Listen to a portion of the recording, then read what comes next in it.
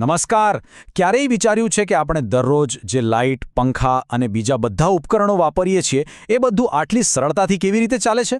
એની પાછળ એક એવી જ જબરદસ્ત ટેકનોલોજી છે જે આપણી આખી દુનિયાને એમ કહીએ તો ચાલુ રાખે છે. તો આજે આપણે એવા જ એક અદૃશ્ય હીરો, એક રક્ષક વિશે વાત કરવાના છીએ જે આપણા પાવર ગ્રીડને સંભાળે છે. એક એવી સ્વિચ જે જો કામ ન કરે તો આખું શહેર અંધારામાં ગરકાવ થઈ જાય. વિચાર કરો, બસ એક નાનકડી ભૂલ અને બધું ઠપ. તો સવાલ એ છે કે આટલી મોટી સિસ્ટમને આવી ભયંકર દુર્ઘટનાઓથી બચાવે છે કોણ?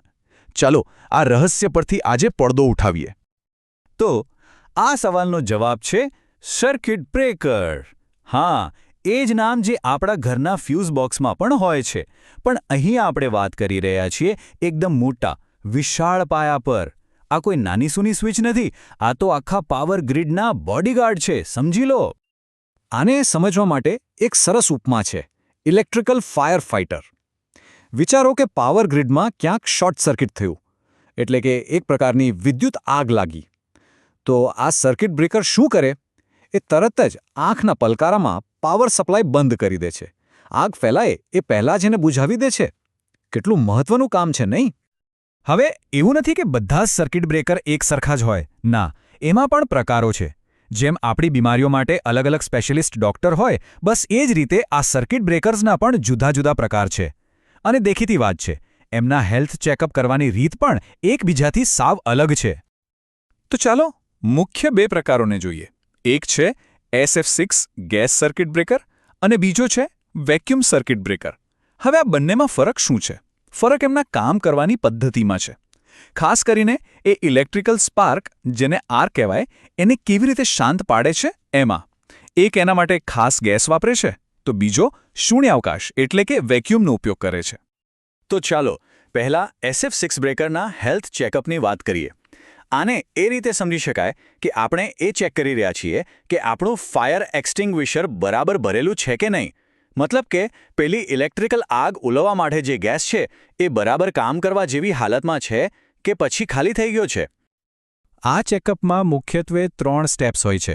સૌથી પહેલાં તો ગેસનું પ્રેશર ચેક થાય છે. શું એ બરાબર છે?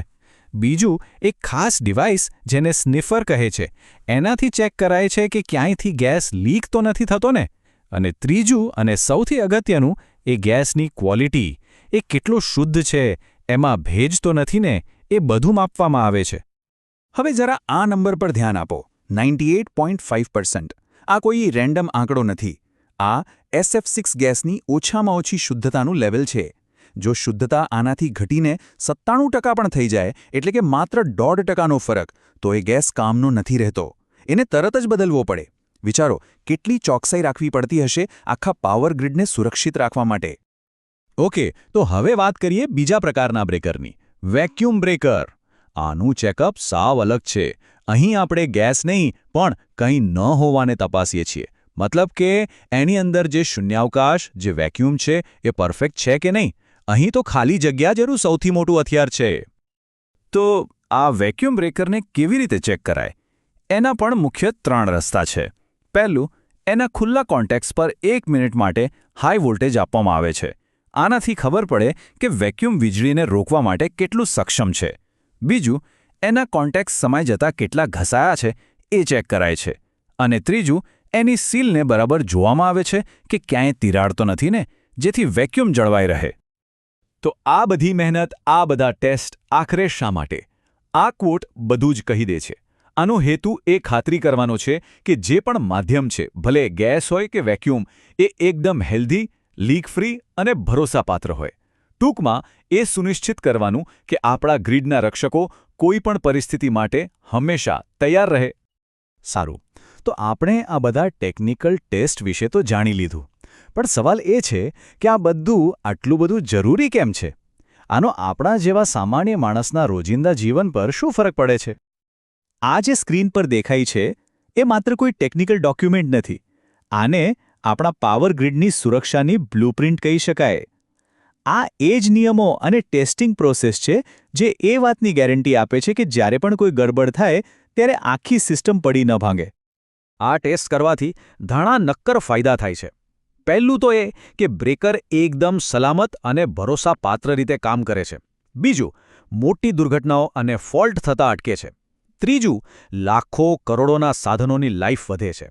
અને સૌથી મહત્વની વાત, કોઈ પણ નવું પાવર સ્ટેશન કે ગ્રીડ ચાલુ કરવું હોય તો તેની મંજૂરી માટે આ ટેસ્ટ પાસ કરવા ફરજિયાત છે. એના વગર તો કામ જ આગળ ન વધે. તો જે રીતે આ સર્કિટ બ્રેકર ચૂપચાપ પડદા પાછળ રહીને આપણા આખા પાવર ગ્રીડની રક્ષા કરે છે, એ જ રીતે આપણી આસપાસ એવી બીજી કેટલીય અદૃશ્ય સિસ્ટમ્સ અને ટેકનોલોજીઓ હશે જે આપણી આધુનિક દુનિયાને સતત ચાલતી રાખે છે. ક્યારેક વિચારવા જેવું છે ખરું ને? સારું, તો આ જ વિચાર સાથે આજે અહીં વિરામ લઈએ. ફરી મળીશું.